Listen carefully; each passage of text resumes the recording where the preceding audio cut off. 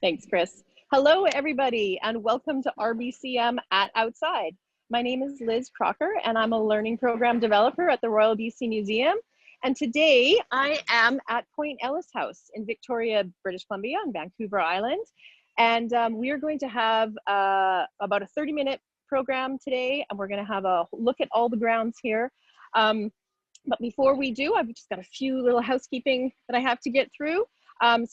But first of all, in case you can hear the noise and the background noise, where Point Ellice House is a very industrial site. So you might hear trucks backing up and other loud noises, machines and things. So don't worry, hopefully it's not going to be too distracting, but that's actually, it's all around us here. If you've never joined us on an RBCM Outside program before, just to let you know, the program, it's a webinar format, so we can't see you or hear you, but you can interact with us through the chat window, or if you're on Facebook Live, you can use the comment section to ask questions or comment. We'd love to hear where you're from, or if today's particularly, we're at Point Ellice House, so if you let us know if you've been here before. And the programs are recorded. That's what I wanted to tell you. So you can watch them later on YouTube if you have to leave today, or if you just really enjoyed it and you want to share it with somebody, it will be on the playlist that we have on our YouTube channel for this program. So I also want to acknowledge that Point Ellice House, where we are for the program, is on the territory of the Lekwungen speaking people, otherwise known as the Esquimalt and Songhees First Nations here in this area. And so I'm just always very grateful to be able to work and live and learn in this beautiful place. And also I wanted to let you know that the next RBCM Outside, I do these programs usually every 2 weeks, unless something drastic happens, like a month ago. We were going to do this Point Ellice House program, but we had very smoky skies from the California fires and we had to cancel. But otherwise, every 2 weeks. So the next one on October 28th, join me and Dr. Gavin Hankey, who's our curator of vertebrate zoology. We're going to delve into iNaturalist. So if you want to learn all about being a citizen scientist, a community scientist, what that looks like and how you can use iNaturalist as a tool, that's what we're going to be doing in that program. Hope you can join us. And yes, so now, without further ado, I'm going to turn the mic and the camera over to Dr. Kelly Black, who is the executive director for Point Ellice House, and he's going to lead us through the grounds. We've got a little route prepared, and we also have some slides that my colleague Chris O'Connor will show as well when we're walking, to give us another little look at what we're looking at. There might be some historical photographs. And if something comes up that you really want us to go back and look at during the tour, just type it in and we'll see if we can go back and do that. Otherwise, we'll, or if you have a question, you want to stop for a question, try that too. We'll see if we can answer. And otherwise, we'll have a little time at the end for questions. So I'm going to flip my camera around and give Kelly the mic. And this is a really special site. It's a national historic site, a provincial historic site. And it's so rich with history. And I'm going to give the mic to Kelly so that he can now tell us all about it, and I'll be trailing behind him, and we're social distancing, just so you know, we're outside and we're social distancing. Okay, I'm gonna give my mic to Kelly so he can get started. Thanks, Liz, and thanks, Chris. I hope everyone can hear me all right. It's always a pleasure to bring the stories of Point Ellice House to people, whether it be here on the site or virtually. So thanks to the Royal BC Museum for this opportunity. And as Liz mentioned, we are on the territories of the Lekwungen speaking peoples. And actually, Point Ellice House and much of the city of Victoria and what we might call the Upper Harbour and Gorge Waterway, this area was all included in the third Fort Victoria or Vancouver Island Treaty, signed between James Douglas and the Hudson's Bay Company and the Songhees in April of 1850. And this site is really entwined with the colonial history and the legacy of colonialism here in British Columbia, something we're going to talk a little bit more about on this tour. But we're standing here in front of Point Ellice House, and the first slide, Chris, is actually a picture of Point Ellice House taken with members of the family in 1883, standing virtually where I'm standing right now. And Point Ellice House was built in 1861-62, And it was built by the first practicing architects in what would become the colony of Vancouver, what would become the province of British Columbia, rather, Wright and Sanders. They came up from San Francisco, and they designed many buildings that are still with us today in Victoria. And they designed the house for the first family to live here, which was the Wentworth Wallace family. Now, in 1861, John Work's daughter, Kate Work, who is a Métis, married Charles Wentworth Wallace, and John Work carved out 2 acres of his 980-acre estate for one of his daughters, Kate, and her husband, Charles. And they lived here until 1866, which due to bankruptcy, they had to forego the house. And that's when the O'Reilly family moved in. They moved in December of 1867, and they lived here until 1975 when it became a provincial heritage site. So 108 years. So although this site is associated with 2 families, much of the history of the site is associated with the O'Reillys. Now, the O'Reillys, the first O'Reillys were Peter O'Reilly and Caroline Trutch, or Caroline O'Reilly. Peter arrived in 1859 as part of the Fraser River Gold Rush, and he had experience in British law through some of his work with the Irish Constabulary. And so he was immediately taken on by the colonial government to serve as a sheriff, gold commissioner, and these kinds of things, which I'll talk about later. And he meets Caroline Trutch, and they're married in December of 1863. And 4 years later, they move into the house. And 3 generations of O'Reillys live here until 1975, as I mentioned. Now, as we go around the site, you'll notice that there are formal gardens here, which I'll talk about in a moment. And the gardens were really designed to frame the Italianate architecture of this house. Italianate really is just another architectural term for a number of styles that inspired. So it's kind of a mishmash of designs. So you'll notice, for example, the square framed doorway behind me. You'll notice the eaves and balustrades are all taken from different architectural styles. And again, it's one of Wright and Sanders' most prominent buildings. In 1975, John and Inez, who were the last descendants to live here, they were married. John was the grandson of Peter. They decided to try and sell the site, and the province of British Columbia purchased it, and it's been a provincial heritage site ever since. We're gonna walk into the South Garden now, and I'm gonna talk a little bit about the formal gardens here at Point Ellice House, and there should be a couple slides that Chris can share with you while we're walking to our next location.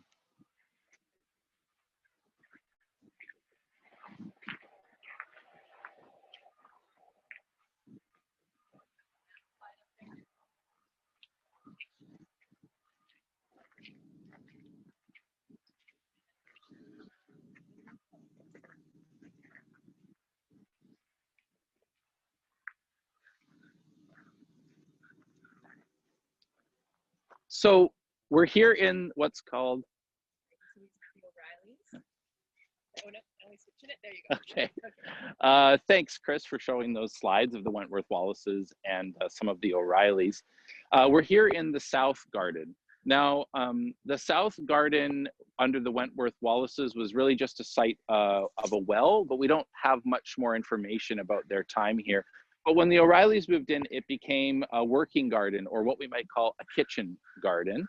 And as I mentioned, the gardens were designed to frame the architecture of the house, but they were also designed for living here at the house. So the kitchen garden was a working garden that had veggie gardens, it had an orchard, and it also had cut flower beds. It also had a greenhouse at one time. The gardens at Point Ellice House are a living exhibit. And what I mean by that is the gardens and the grounds themselves are actually part of the heritage designation here at Point Ellice House. They're part of what we call the heritage value. So when we say, why is Point Ellice House important? The gardens are one of those elements. And that's because they're relatively unchanged since the O'Reillys set them out, especially in the 1870s, 1880s, and right up to about 1910. So we have historic plants here. We have a giant sequoia tree planted in 1876, and we have lilac trees, shrubs that are over 100 years old. And so the gardens are, although they've changed over time, they've also largely remained the same. And that's really one of the character defining elements of this site. And such a pleasure to show people it today, especially because this year, just before the pandemic, we started a restoration of the South Garden where we're standing right now. So after the Second World War, the South Garden here at Point Ellice House fell into disuse. It was overgrown, the greenhouse had collapsed, and the garden beds had essentially been turfed over. And so up until last year, this was largely just a demonstration area where you got a sense that there was a garden, but it was mostly grass. And so working with the province of British Columbia, who owns Point Ellice House, we undertook a restoration project. So you can see behind me raised garden beds that weren't here previously, as well as to my right, a new garden shed that we've installed. We also created a new pathway, reinstated an old pathway actually. And this was the first phase of the project. And over the summer, we were able to grow food for Sandy Merriman House, which is an emergency transition house for women. And so we've really brought the site of the South Garden back to its historic use, which was growing food, having an orchard, growing cut flowers, but we're using it for our present day needs. And we're really proud of this project. And phase 2 next year, we hope will involve reinstating the greenhouse and then expanding our vegetable growing and cut flower paths. One of the most exciting things that I hadn't initially planned to talk about because I didn't know it was a thing is that last week we were wrapping up some of our work here on the South Garden rehabilitation phase 1. And the plan was to put a little bit of gravel down around our new garden shed area so we could have a place to work. Well, as contractors came in to do this, they started digging in order to lay down a membrane to keep the weeds out and lay down the gravel. And they actually uncovered an extensive brick pathway that we have reports that we knew that there might be a little bit of a brick pathway there, but we didn't really know the extent of it. And what we uncovered was essentially a brick pathway, probably from the late 19th or early 20th century, that at one time encircled the orchard, the apple and pear and plum trees that were here in the orchard area. So it's very exciting. As we walk by, Liz is going to show it to you. And we have a plan to restore this pathway to its historical character. So hopefully, when you come visit us in the spring of 2021, you'll be able to see it restored and in all its glory.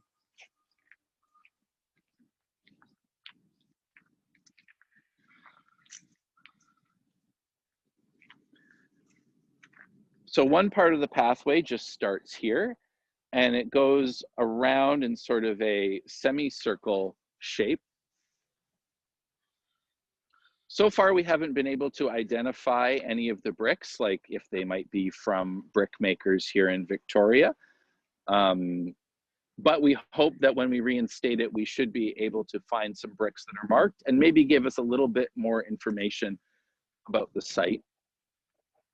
That's one of the exciting things about being here at Point Ellice House and having this really extensive grounds and having a site where one family lived for 108 years continuously is that we are always learning more about the site.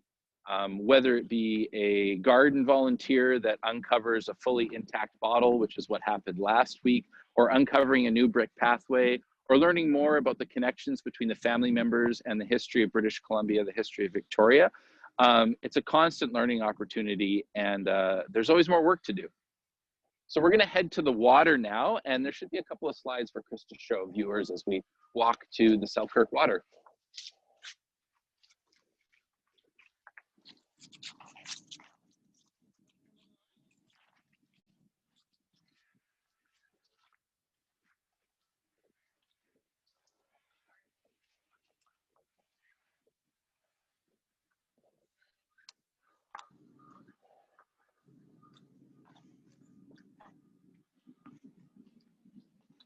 Should be an aerial photograph of the Gorge Waterway and Selkirk water.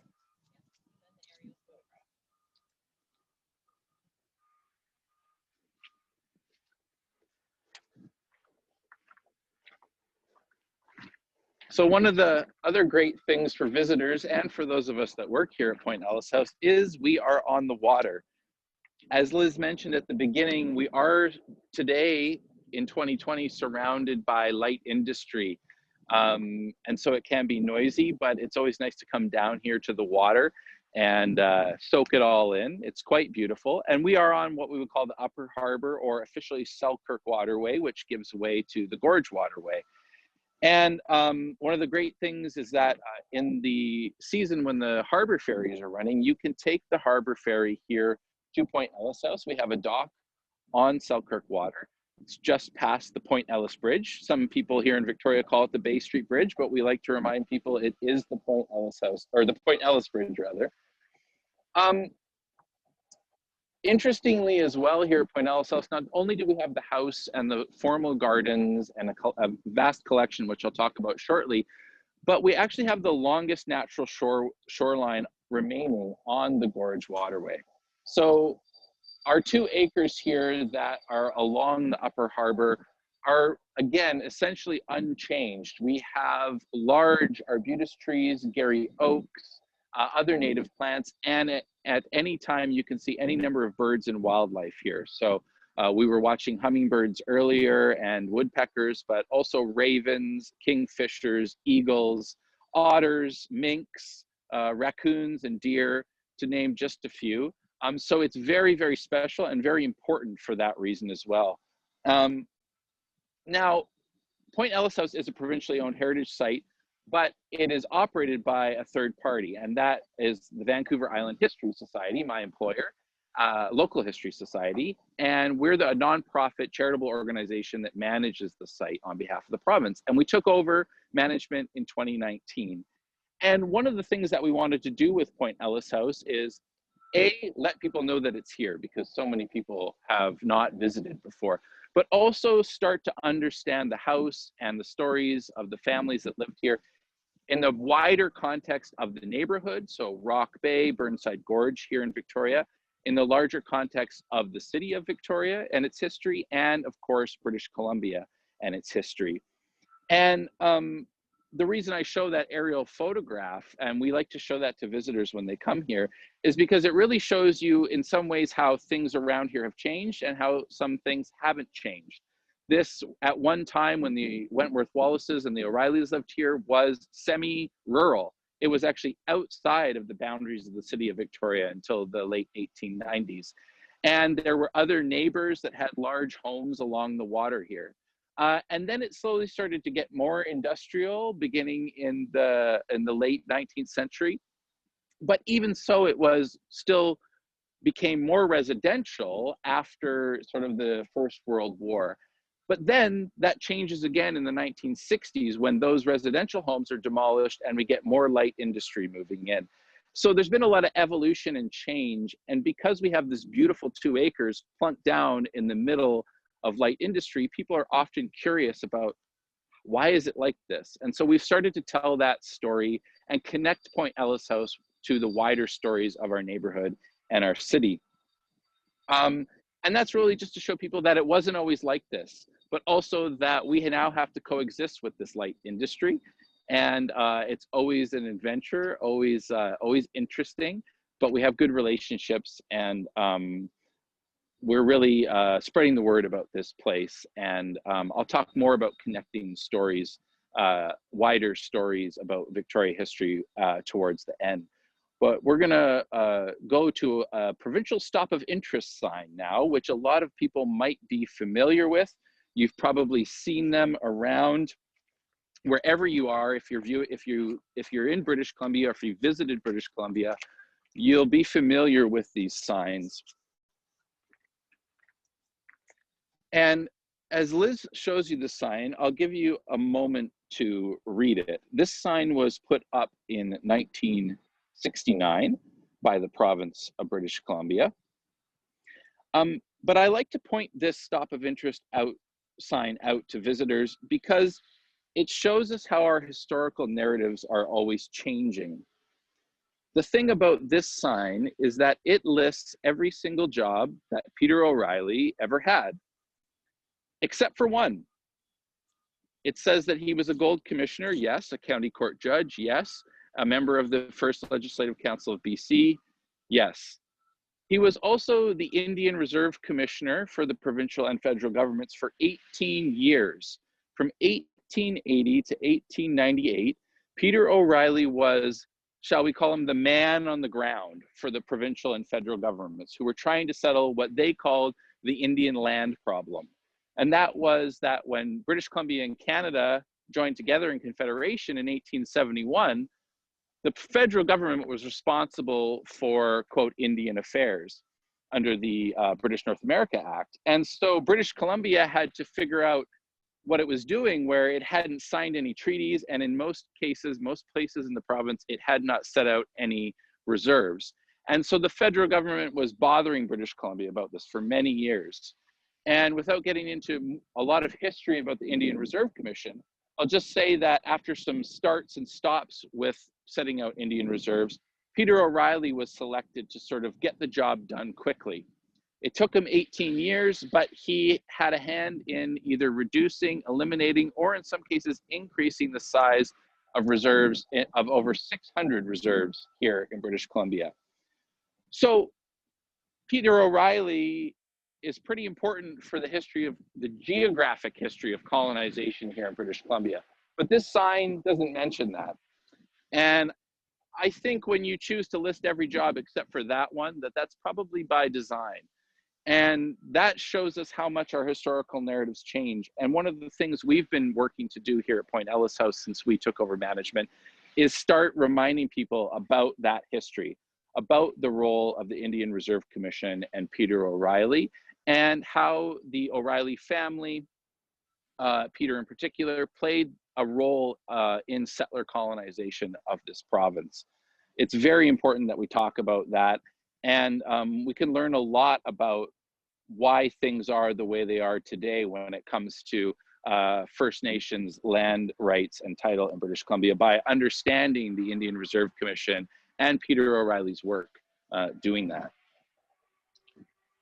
So we're going to move up to the front of the house where I'm going to talk about the collection, and there should be a few slides for Chris to show as we make our way up there.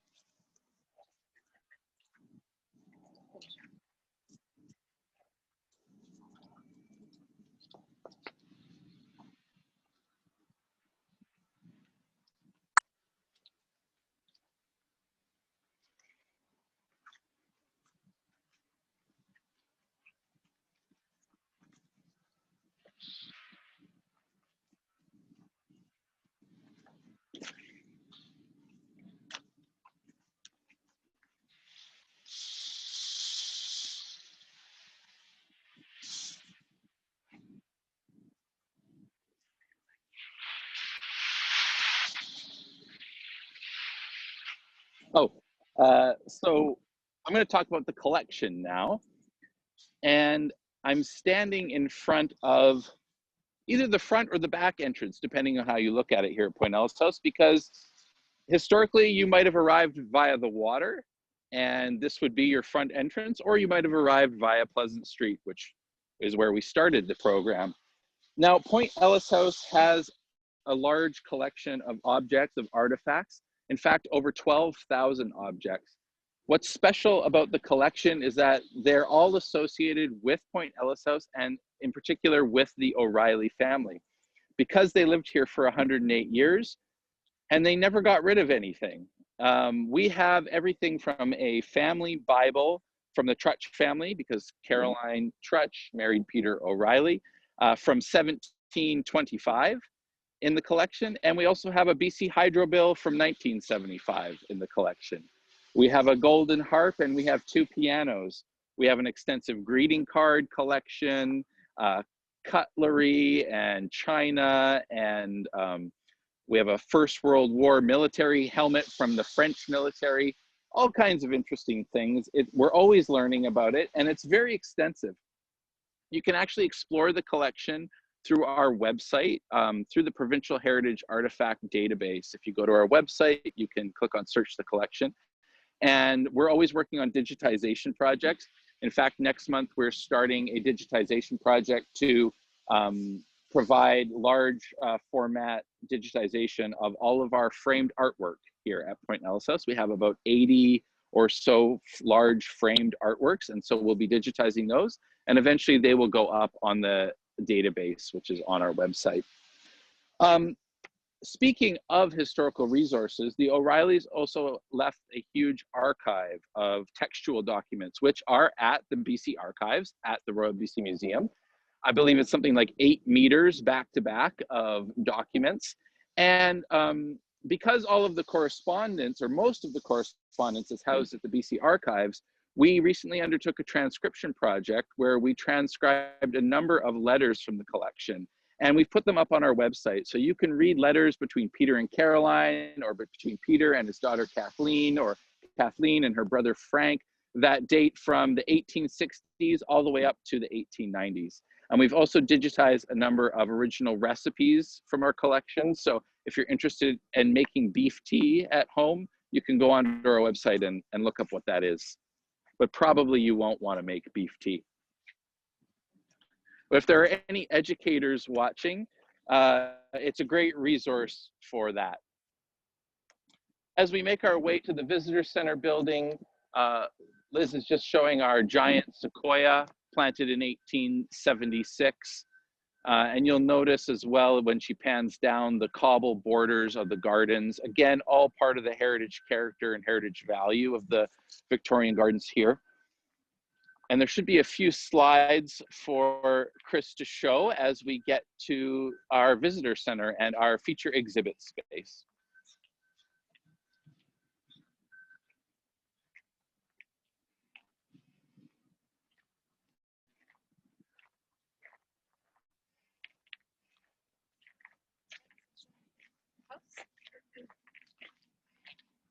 If viewers want to know what the inside of the house looks like, I would strongly recommend going to our Facebook page, where we have 360-degree images of the rooms inside the house for people to view.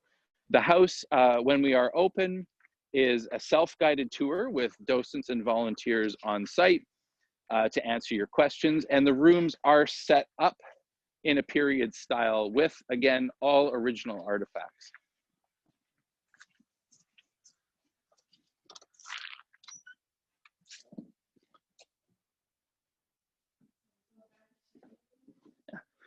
So we're now in the visitor center building. This is not a heritage building. It's a replica building built to look like the barn that the O'Reilly family had. And unfortunately, the barn burned down in 1956.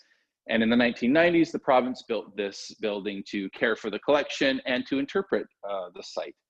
And in 2019, we renovated this space to provide a feature exhibit space. Because Point Ellice House, the history of this place and the people that lived here is so rich, we have such a large collection, we wanted to have a space to be able to tell more stories and engage more people on wider audiences. And so our second feature exhibit is called Springs and Scavengers, 1942 to 1915. And essentially we document how Victoria got its drinking water and how Victoria got rid of its waste, its human waste and garbage through that time period. And we use Point Ellice House and artifacts from Point Ellice House and the City of Victoria to help highlight that story. And this is all part of the work of putting Point Ellice House in context. The O'Reilly family, the Wentworth Wallace family, they had to get clean drinking water. They had to get rid of their night soil, AKA their sewage. They struggled with these things as well. And you can see Liz is showing you some archaeology from the site, for example. This is at a time when you would just dump your garbage in the Gorge Waterway or in a pile at the back of your property. And so we have all kinds of things like a wooden pipe, water pipe made out of a log section from the City of Victoria. This dates from the 1860s.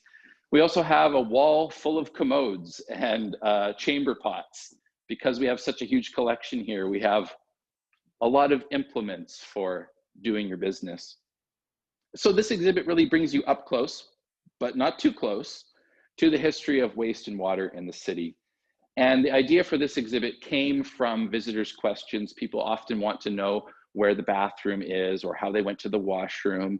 And then again, we're surrounded by industry. Some of our neighbors are waste transfer sites. And so people had questions about why are there waste transfer sites and why is that the way it is? And so again, putting Point Ellice House in the context of the city and the neighborhood that we're in, both historically and today. And that just brings me to sort of wrapping up here a little bit. And because of the pandemic, we are now closed to the public until the spring, but we hope to reopen it in the spring. But in the meantime, we, just like the Royal BC Museum and others, have been working in our digital offerings. So if you go to our website, you'll find we have a YouTube channel, for example, where we've been making videos based on the current app that highlights some of the locations that we talk about in this exhibit. As well, I mentioned our historical resource site with the letters and the recipes. So we've really been increasing the digital content that's available to you at home to use just for your own pleasure, or in the classroom, or these kinds of things. You can find all of that stuff on our website, pointellicehouse.com. We're also on Facebook, Twitter, and YouTube. So please check us out, give us a follow, give us a like. And this week, we actually launched an online store where we are selling unique items from our gift shop, including reproduction Victorian greeting cards. We have some great Victorian Christmas cards for sale right now on the gift shop. So pointellicehouse.com/store. That's my plug for this and for everyone watching. But I hope it's been informative. And if there are any questions, we will head back outside and take those from viewers.